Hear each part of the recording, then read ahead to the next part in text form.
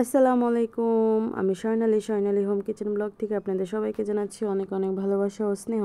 আশা করি আপনারা সবাই ভালো আছেন। আলহামদুলিল্লাহ, আপনাদের দয়া আল্লাহর রহমতে আমিও কিন্তু অনেক ভালো আছি। তো ভিডিও থাম্বনেল দেখে বা টাইটেল দেখে আপনারা হয়তো বা এতক্ষণ বুঝিয়ে গিয়েছেন আজকে আপনাদের সাথে কী ব্যাপারে বা কী ব্লগ শেয়ার করব। প্রথমেই যেহেতু বিকালে মেহমান এসেছিল, তো বিকালে নাস্তা হিসাবে আমি এখানে ফল ফ্রুট রেখেছিলাম, আম রেখেছিলাম, তারপর ড্রাগন ফল রেখেছিলাম আর নুডলস করেছিলাম। নুডলস মূলত আলু দিয়ে করেছিলাম। তো আলু দিয়ে নুডলস আমার অনেক পছন্দ, বাট করা হয় না, খাওয়া হয় না, বাট এইভাবে আমরা নর্মালি নুডলস খাওয়া হয়। তারপর বাজার থেকে বাজার টাজার এলো, তো তেল অন্যান্য জিনিস এলোগুলো আর দেখালাম না। মুরগি আসলো, কক মুরগি ফার্ম মুরগি আসলো। তারপর গরুর মাংস, তো যেহেতু কোরবানি ছিল গরুর মাংস তো ছিলই ফ্রিজে, তো গরুর মাংস আমি নামিয়ে বরফটা ছুটিয়ে নিই। এটা মূলত ছিল রাতে রান্না করা।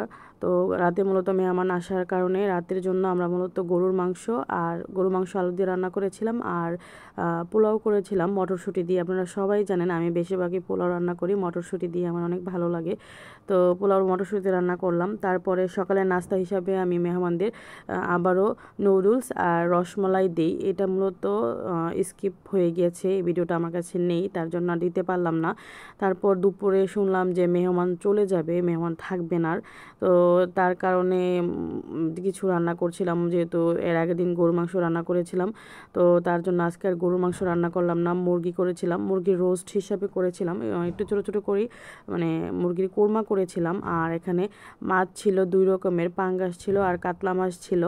তো কাতলা মাছ আর পাঙ্গাস মাছ দুইটা আমি সুন্দর করে লাল লাল করে ভেজে নিই, যেহেতু ভুনা করব মাছ তার জন্য।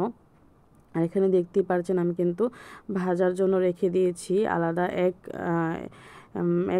এক কড়াই ভেজে নিয়েছি। তারপরে এই বাকি কড়াইটাও ভেজে নিলাম। ভেজে নেওয়ার পর আমি এখানে মাছগুলো ভুনা করে দিব। আর কাবাবের জন্য মূলত আমি এখানে মাংস ভিজিয়ে নিয়েছিলাম, যেহেতু কাবাবও করব তার জন্য। তো কাবাবের মাংসটা মোটামুটি ব্লেন্ডার করে নিয়েছি। ব্লেন্ডার করিয়ে সব রকম মশলা দিয়েছি। আমরা গরুর মশলা যেগুলো বলে, বা গরম মশলা বা গরুর মাংসে আমরা যে যে মশলাগুলো দিই, সব মশলা এখানে দেওয়া হয়ে গিয়েছিলো। আদা রসুন পেঁয়াজ এলাচ দারচিনি লবঙ্গ, তারপর সব রকমের মশলা গুঁড়া এখানে দিয়ে দিচ্ছি, হলুদ মরিচ জিরা ধনিয়া গুঁড়া সব মশলা এখানে দিয়ে আমি ভালো করে মেখে নিয়েছিলাম। তারপরে দুইটা আলু সিদ্ধ করতে দিয়েছিলাম। আলুগুলো ভালো করে সিদ্ধ করে এখানে ম্যাশ করে দিই। তারপর ডিমটা দিয়ে ভালো করে একটা ডিম দিই এই ডোটায়। ডিম দিয়ে ভালো করে দেখতেই পাচ্ছেন সুন্দর করে শেপ করে আমি ভেজে নিয়েছি। ভাজার পর আপনারা যদি নর্মালি কাবাব খান তাহলে এভাবে ভেজে উঠিয়ে নেবেন। আর যদি না যে এভাবে জালি কাবাব খেতে চান তাহলে অবশ্যই একটা ডিম ফাটিয়ে ডিমটার উপরে এই যে ডিমটা এরকম করে পুরটা চুবিয়ে আবারও গরম তেলে দিয়ে দিবেন, তাহলে হয়ে যাবে জালি কাবাব। দেখেন কি সুন্দর, প্রথমবার থেকে এবার দেখেন কি সুন্দর দেখা যাচ্ছে, এটা হলো জালি কাবাব। আর প্রথমটা আমরা যেটা ভেজে উঠিয়ে নিয়েছিলাম এটা শুধু নর্মাল কাবাব ছিল। আর মেহমান যেহেতু চলে যাবে তার জন্য আমি মোটামুটি যতটুকু পেরেছি আমার সমর্থ যতটুকু ছিল আয়োজন করেছি। অন্যান্যবার তো মেহমানের বেলা আরও আয়োজন করি, বাট এবার আমার আন্টি বলছিল যে এত আয়োজন করার দরকার নাই। তারপরে এখানে মোটামুটি যতটুকু আয়োজন করেছিলাম ওরা মোটামুটি খায়, ভালোই খায়।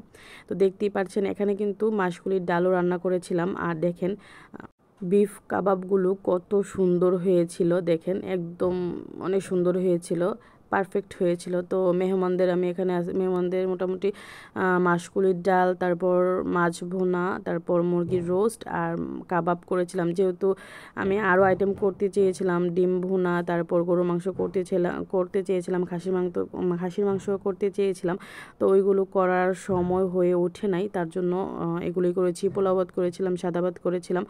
আলহামদুলিল্লাহ মেহমানদের সুষ্ঠু মতো খাইয়ে দিতে পেরেছি। আর মেহমানরা বিশেষ করে আসার সময় আমাদের জন্য কিছু ফল নিয়ে আসছিল, আম নিয়ে আসছিল, এটা হলো আম্রপালি আম। আর নিয়ে আসছিল দুইটা রসমালাইয়ের ডিবি। রসমালাইগুলো অনেক মজা ছিল, এগুলো যাত্রাপুরের রসমালাই ছিল, অনেক মজা ছিল। তো আজকে ভিডিওটি এই পর্যন্তই। সবাই ভালো থাকবেন, সুস্থ থাকবেন, আল্লাহ হাফেজ।